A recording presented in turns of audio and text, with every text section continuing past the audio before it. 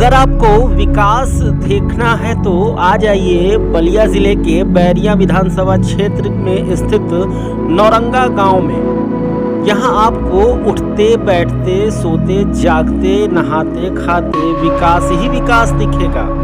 इतना विकास दिखेगा कि आप विकास की विशालता से दंग रह जाएंगे। पैर रखेंगे तो जमीन पर, लेकिन पड़ जाएगा विकास पर। इतना विकास हुआ है इस गांव का। भारतीय जनता पार्टी के बयानवीर और फायर ब्रांड नेता कहे जाने वाले विधायक सुरेंद्र सिंह के विधानसभा क्षेत्र का ये है गांव। आज भी अपनी बदहाली पर ये आंसू बहा रहा है। जहां आज़ादी के 74 साल के बाद भी आलम यह है कि यहां पर अखबार तक नहीं पहुंचता।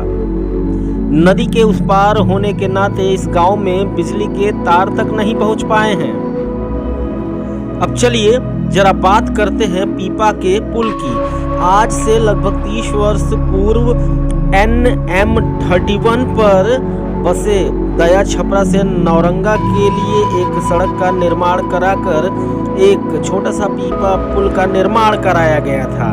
अभी 2 माह पूर्व ही इस पुल का निर्माण हुआ था कि बिना किसी आंधी तूफान के ये पुल 2 माह में ही ध्वस्त हो गया, जिसके बाद पुल से आवागमन पूरी तरह से ठप हो गया है। जहां गांव के लगभग 50 लोगों की दुकानें दया छपरा में हैं और सैकड़ों दूधिया वहां से दूध लेकर रोज सैकड़ों लोगों को मुख्य बाजार रानीगंज बाजार और बैरिया कस्बे में आना जाना पड़ता है। इसी पुल से पूरी तरह से संपर्क टूट चुका है। इस गांव में 30 वर्ष पहले से बिना पिच की बनी सड़क जर्जर हो चुकी है, जिस पर पैदल चलना भी दूभर हो गया है।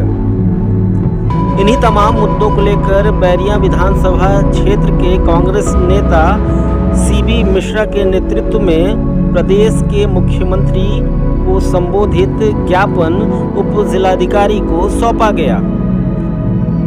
बारे में जो उस तरफ के घाट थे उधर के 2-3 पीपा पुल जो है वो शिफ्ट हो गए हैं। पुल थोड़ा क्षतिग्रस्त हो गया था। अभी तत्काल मेरे द्वारा AE PWD से बात किया गया। उनके मजदूर लग गए हैं, उनको प्रॉपर मरम्मत के लिए उनको प्रॉपर डायरेक्शन दे दिया गया है कि अच्छे से इस बार बांधा जाएगा पीपा पुल।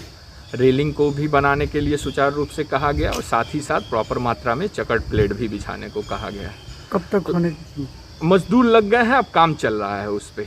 जितना जल्दी वो बन जाएगा, मजदूर रेगुलर लगे हुए हैं, बनेगा। अभी उनके द्वारा ये बताया गया कि रेलिंग जो बंधी थी, जो तार से बांधा जाता है, उसको वो चोरी हो गई। कुछ लोगों ने वो कर लिया तो उसकी भी तहरीर दी जा रही है, लेकिन फिर उनको डायरेक्शन दिया गया है कि मजबूती से और वो रेलिंग और चकट प्लेट प्रॉपर मात्रा में प्रोवाइड। भारत की चर्चा हो रही है, जोर शोर से हो रही है।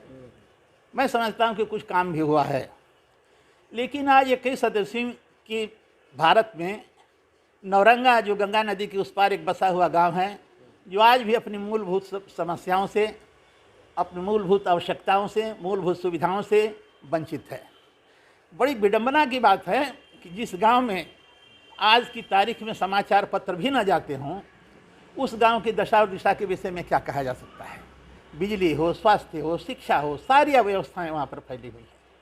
उस गांव को गंगा नदी से जोड़ने के लिए आज से 30 वर्ष पूर्व एक सड़क का निर्माण हुआ। उस 30 वर्ष की सड़क पर आज तक पिचिंग का कार्य नहीं हुआ और गंगा से जोड़ने के लिए उस सड़क को एक छोटा सा पीपे का पुल, जिसे लचका पुल हम लोग अपनी भाषा में कहते हैं, बनाया गया। हर वर्ष ये पुल बनता है और हर वर्ष पानी जब गंगा नदी में आ जाता है तो अपने आप वो समाप्त हो जाता है। इस वर्ष भी 2 महीने पहले ही अभी वो लचका पुल बनाया गया। लचका पुल न आंधी आई न तूफान आया, रातों रात 10 दिन पहले वो ढह गया।